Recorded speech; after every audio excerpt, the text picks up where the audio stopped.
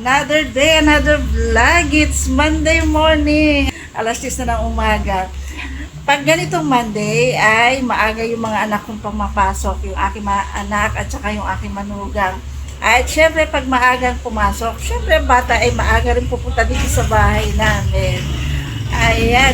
Pagka maaga, pag ganitong Monday kasi, siguro mga 5:30 na alis na sila. So, yung bata ay dinadala dito. At ang una nilang pinagbibigyan ay yung aking asawa. Siya maagang nagigising kaysa sa akin. Mga 6:30 o 7, ayan. Ginigising na ako para ibigay sa akin yung bata. At syempre, pagka gano'n na binigyan na sa akin, ang gagawin ko naman ay, syempre, papakainin ko na.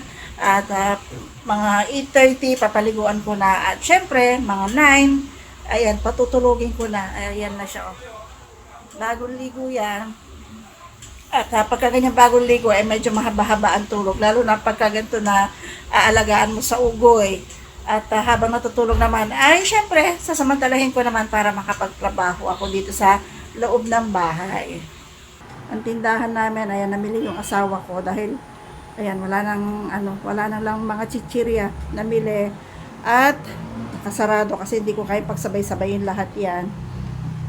Lalo na pagka ganitong ang bata tulog. Minsan kasi biglang-biglang bigla-biglang tumatayo yan. Kaya hindi ko pwedeng iwan-iwanan.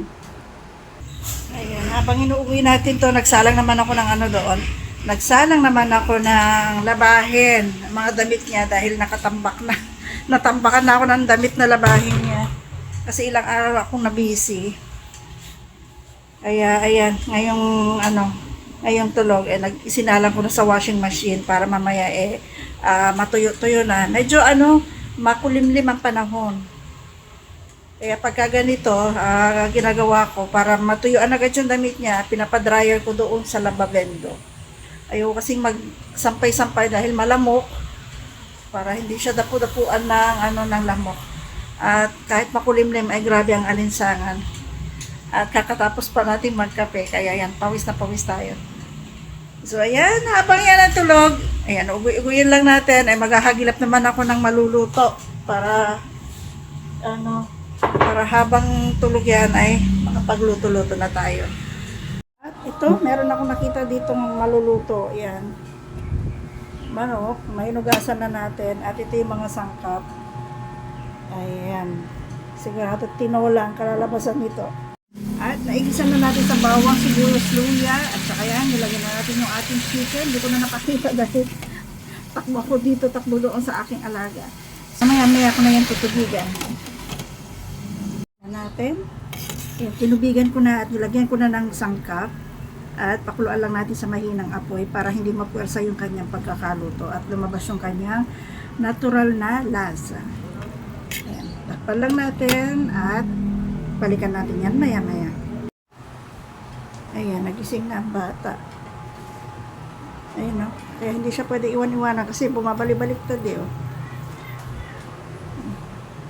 Nasa gilid na siya ng luyan. Ayan na, kulang-kulang 2 oras ang tulog.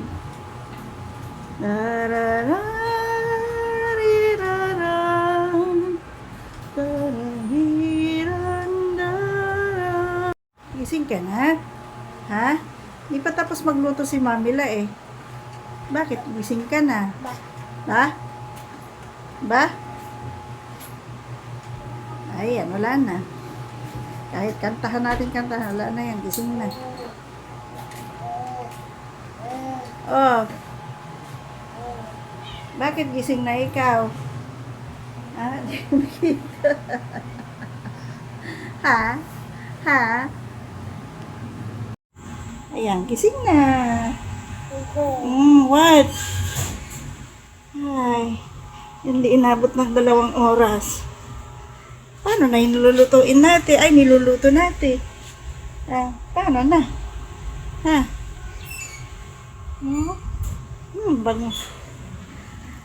Doon ka muna kay Daddy Lawan. Tapusin ko yung niluluto ko, ha?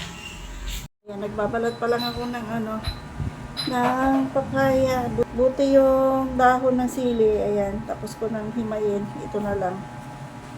Na yung ating tinola, nilagay ko na yung ating papaya. At maya-maya ng konti ay ilalagay na natin yung ating sili. At kasama ko rito yung aking alaga na ayaw sa kanyang dadilo. Dito tayo sa labas nagluluto eh. Kaya medyo presko. Ayan, ano. Anong tinitingnan ng baby ko na yan? Ayun yung aking labahin eh, malapit na rin matapos. Ayan, nilagay na natin yung ating sili, ang ating last na ingredient.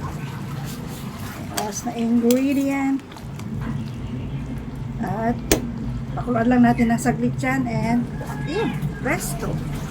Luto na ang ating sinola. At yan na. Kumulo na siya. Pwede na natin i-off yung ating kalan para hindi ma-overcook yung ating gulay, yung ating dahon. Tikman ko lang. Perfect.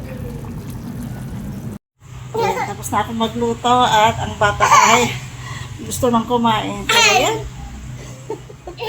Ayan, thank you so much for watching. See you on the next vlog. Bye! Bye, bye, bye, bye.